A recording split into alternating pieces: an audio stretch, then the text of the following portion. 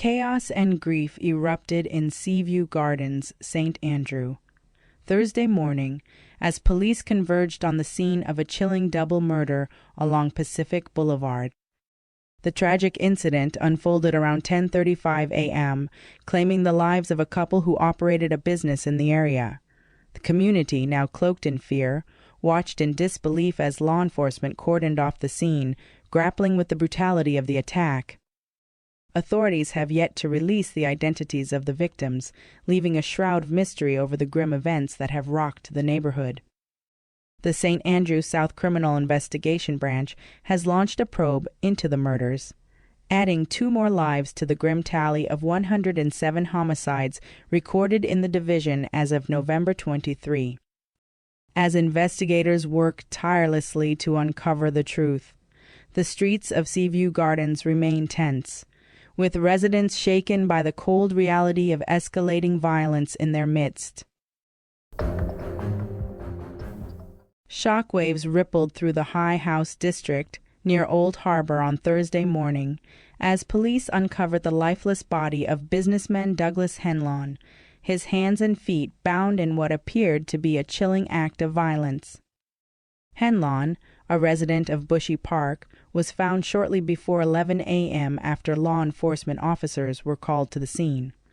Upon arrival, they discovered his body, blood pooling from a head wound, a grim testament to the brutality of his final moments. The discovery has left the community in a state of fear and disbelief, with many questioning the motive behind the heinous act.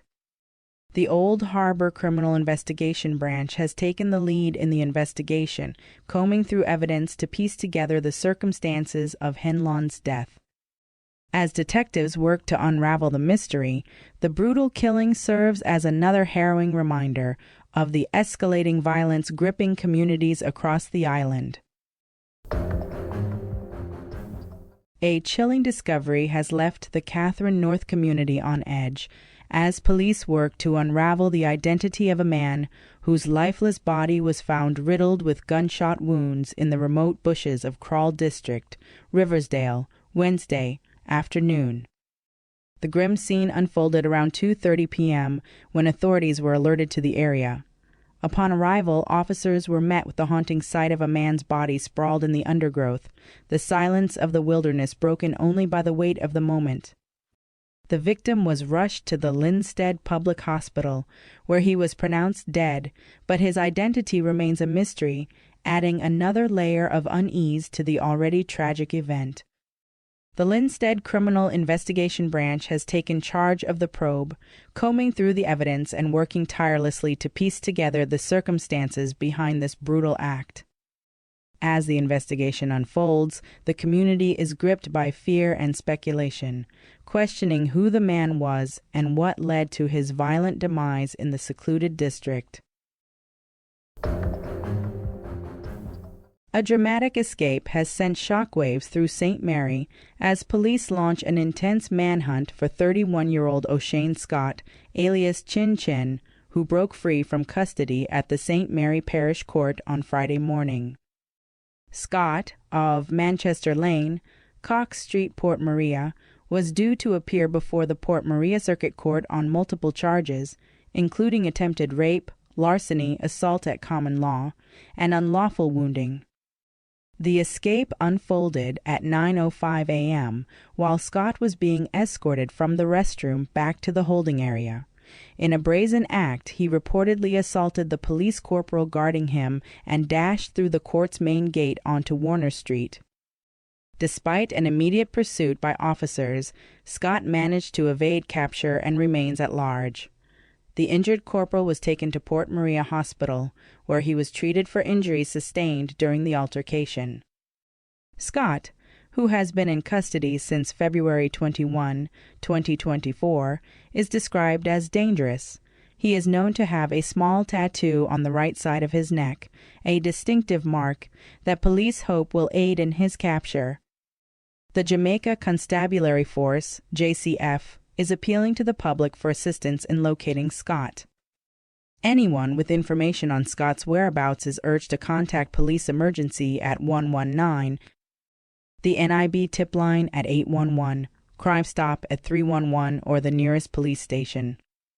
The daring escape has left residents of St. Mary on edge, with many questioning how Scott managed to outwit authorities. As the search intensifies, the community waits anxiously for justice to be served. In the early hours of Friday morning, the major organized crime and anti-corruption agency MOCA executed 2 simultaneous targeted operations in Montego Bay and Portmore, apprehending 3 individuals linked to a staggering $17 million fraud investigation at the Heart Trust in STA. The high-stakes operations, carried out with support from the Jamaica Constabulary Force, unfolded at residences in both locations, following meticulous intelligence-gathering efforts. According to Major Basil Jarrett, MOCA's Director of Communications, one of the suspects, a former Heart Trust NSTA employee, was taken into custody in Portmore, while the remaining 2 were arrested at their home in Montego Bay. Jarrett stated that the raids were swift and precise, and all 3 suspects were detained before MOCA agents searched their premises. The searches unearthed several critical items of evidence, which were promptly seized to aid in the investigation.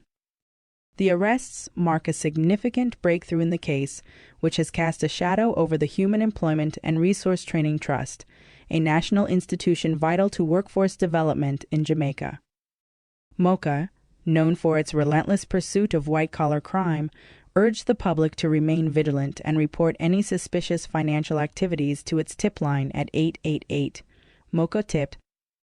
The 3 detainees are expected to face charges later today, as investigators intensify efforts to bring those responsible for this multi-million-dollar fraud to justice.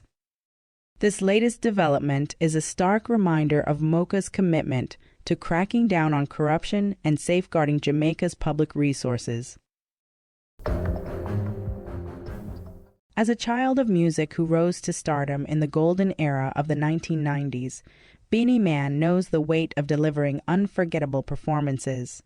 For him, the stage isn't just a platform, it's a battleground where artists prove their worth, and fans get the magic they've paid for.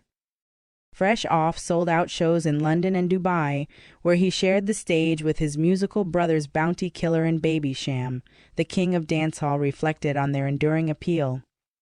The trio's synergy, rooted in a shared history of recording under the legendary Dave Kelly, taps into a time when dancehall was raw, hungry, and brimming with energy.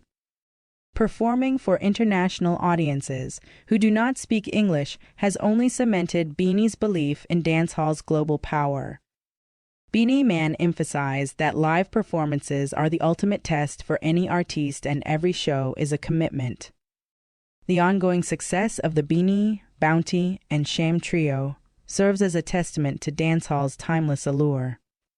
With the legacy of dancehall alive and thriving, Beenie Man's commitment to his craft reminds fans why he remains one of the greatest performers to ever grace the genre.